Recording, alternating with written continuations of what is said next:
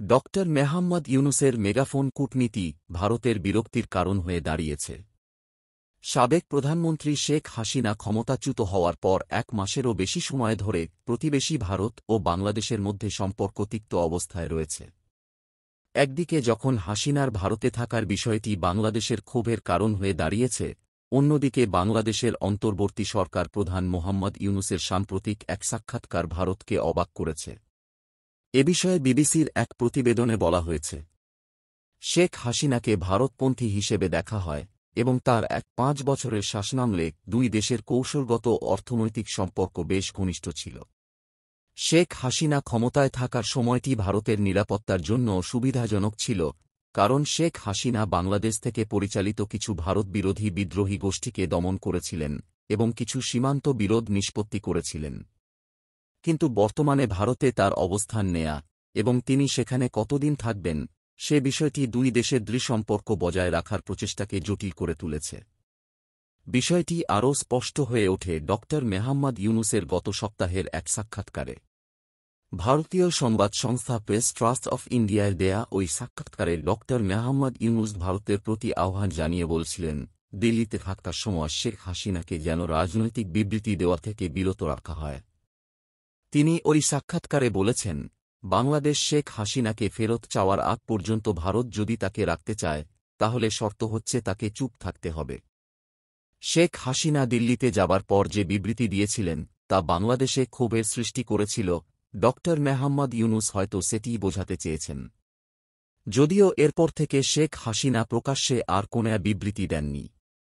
জুলাই ও অগাস্টে সরকারবিরোধী বিক্ষোভের সময় হত্যাকাণ্ডের ঘটনায় শেখ হাসিনাকে বিচারের কাঠগড়ায় দাঁড় করানোর জন্য এবং তাকে ফিরিয়ে আনতে বাংলাদেশের ভেতরে দাবি উঠেছে। ডক্টর মেহাম্মদ ইউনুস সাক্ষাৎকারে আরও বলেছেন যে, দুই দেশের দ্বিপাক্ষিক সম্পর্ক এগিয়ে নিতে একসাথে কাজ করতে হবে। দুই দেশের সম্পর্ক এখন নিম্ন পর্যায়ে আছে বলেও তিনি বর্ণনা করেন। ভারতের পররাষ্ট্র মন্ত্রণালয় এখনও আনুষ্ঠানিকভাবে এ বিষয়ে কোনো মন্তব্য করেনি। তবে দেশটির কর্মকর্তারা হতাশ বলে জানা গেছে। এক ভারতীয় কর্মকর্তা নাম প্রকাশ না করার শর্তে বলেছেন, বাংলাদেশে কি ঘটছে সেগুলোর দিকে ভারত নজর রাখছে এবং ঢাকা থেকে সরকার ও বিশিষ্ট ব্যক্তিরা কি ধরনের বক্তব্য ও বিবৃতি দিচ্ছে সেগুলোর দিকে লক্ষ্য রাখছে।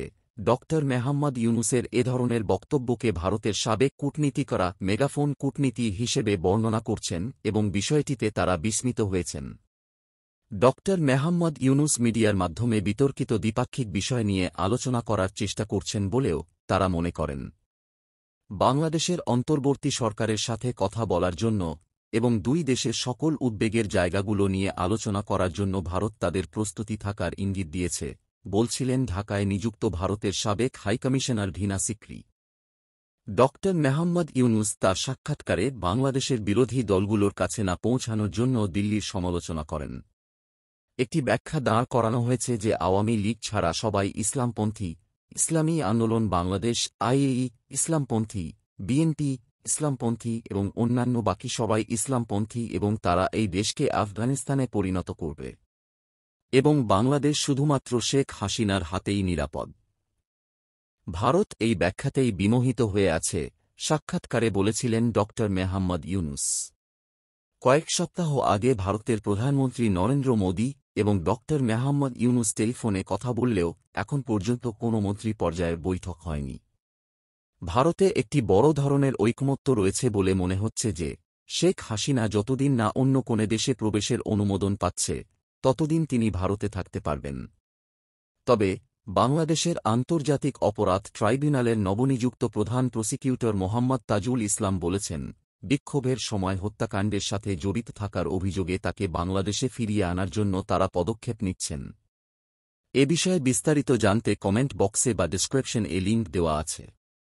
আমাদের সাথে থাকতে চ্যানেল সাবস্ক্রাইব করে বেল আইকনটি চালু করে রাখুন।